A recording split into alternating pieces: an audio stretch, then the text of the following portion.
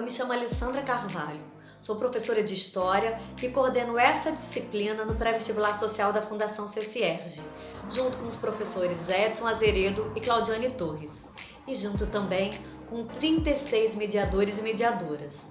Um deles ou uma delas vai estar perto de você no seu polo. Nessa primeira videoaula, eu quero te dar as boas-vindas e apresentar para você um pouco do funcionamento da nossa disciplina ao longo do ano. Vamos lá?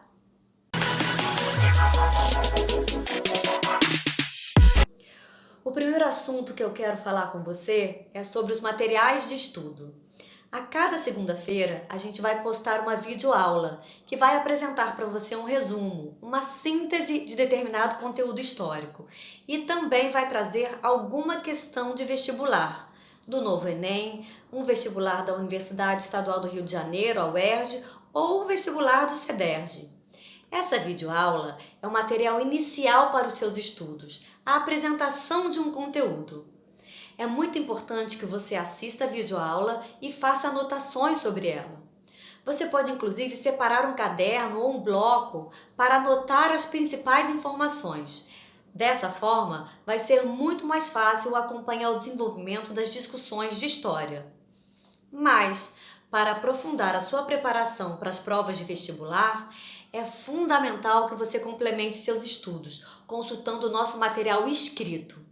São 2 módulos que estão disponíveis no site do PVS-CCERJ para você baixar. E por fim, junto com a videoaula e o material escrito, nós também vamos preparar listas de exercício. Busque sempre fazer esses exercícios para que você possa avaliar o que aprendeu, identificar suas dúvidas e ir se familiarizando com os modelos de questão, que são diferentes em cada vestibular. Então, recapitulando, os materiais de estudo que você terá são a videoaula, o material escrito e exercícios, ok? Em cada videoaula, nós vamos indicar qual capítulo do material didático escrito está sendo discutido. E é muito importante que você preste atenção nessas indicações. Você pode me perguntar, mas vocês não vão acompanhar a ordem dos capítulos do material escrito? A nossa resposta é: nem sempre. E isso porque nós teremos 28 videoaulas ao longo do ano, com uma duração média de 15 a 20 minutos. Como o nosso conteúdo é muito extenso, para fazê-lo caber nas 28 videoaulas, é necessário sintetizar alguns temas, reunir mais de um capítulo do material escrito em uma videoaula só, reorganizar algumas informações. Mas saiba que o nosso objetivo final é que você tenha contato com os principais temas das provas de vestibular. Agora, nós vamos falar da ação de mediadores e mediadoras. Nesse processo de estudos ao longo do ano, você não estará sozinho. Em cada polo, um mediador ou uma mediadora de história vai te acompanhar de diversas maneiras, orientando suas leituras do material escrito, tirando suas dúvidas em relação ao conteúdo ou a exercícios realizados, oferecendo materiais extra de estudo, organizando atividades online. Cada polo do PVS-CCERJ vai estabelecer uma organização semanal, com os horários em que mediadores e mediadoras poderão atender você. É muito importante que você fique atento a essa organização e às comunicações de mediadores. Busque se informar sobre o funcionamento do seu polo.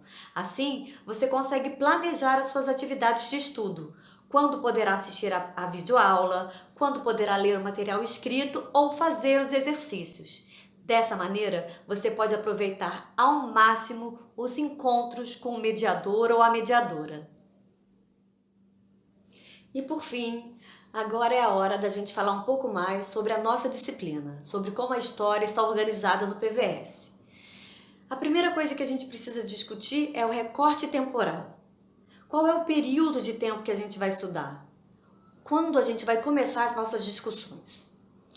Nessa imagem, você visualiza uma linha do tempo tradicional, que divide a história em 5 períodos: a pré-história, a Idade Antiga, a Idade Média, a Idade Moderna e a Idade Contemporânea, que é a idade em que nós vivemos.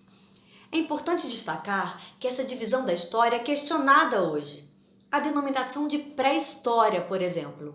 Ela foi criada reunindo todas as sociedades existentes antes da invenção da escrita, entre o surgimento dos primeiros agrupamentos humanos até por volta do ano 4000 antes do nascimento de Jesus Cristo.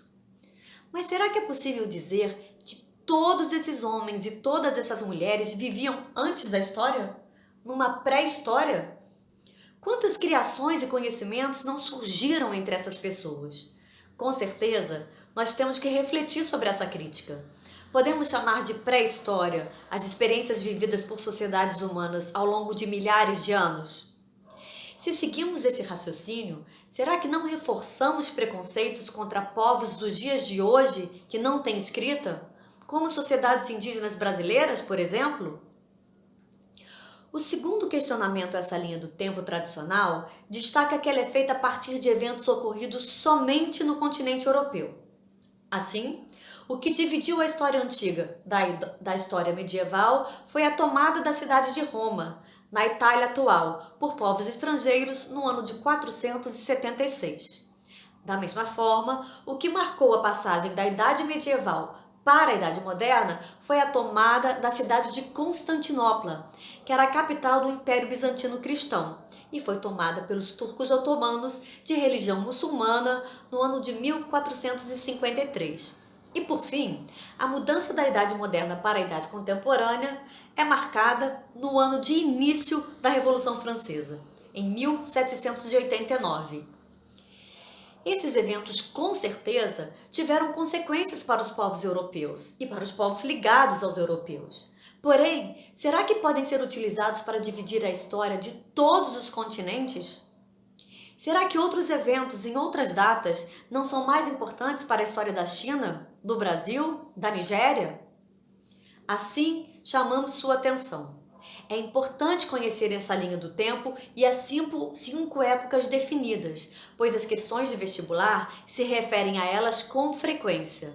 Mas também é importante conhecer e pensar sobre as críticas que são feitas a ela. Para planejar as videoaulas e o nosso material escrito, nós levamos em consideração os programas dos vestibulares e também as questões.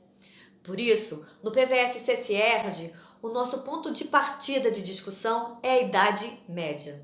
E seguimos cronologicamente até o século XX. Agora que identificamos o nosso período temporal de partida, vamos falar sobre o espaço geográfico. Afinal de contas, quando estudamos história, dois aspectos fundamentais são o tempo, quando, e o espaço, onde.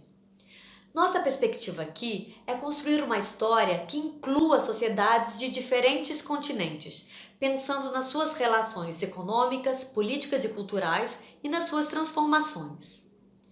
Ao lado disso, hoje, nos estudos de história, discute-se muito a importância de não dar destaque apenas às sociedades europeias, como se elas fossem os grandes motores da história.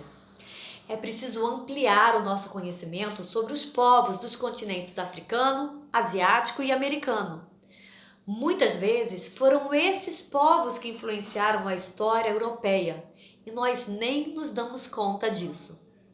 Assim, na videoaula da semana que vem, a gente vai falar sobre os povos árabes da Península Arábica, o surgimento do islamismo e sua expansão na região chamada de Oriente Médio, em terras africanas, asiáticas e europeias.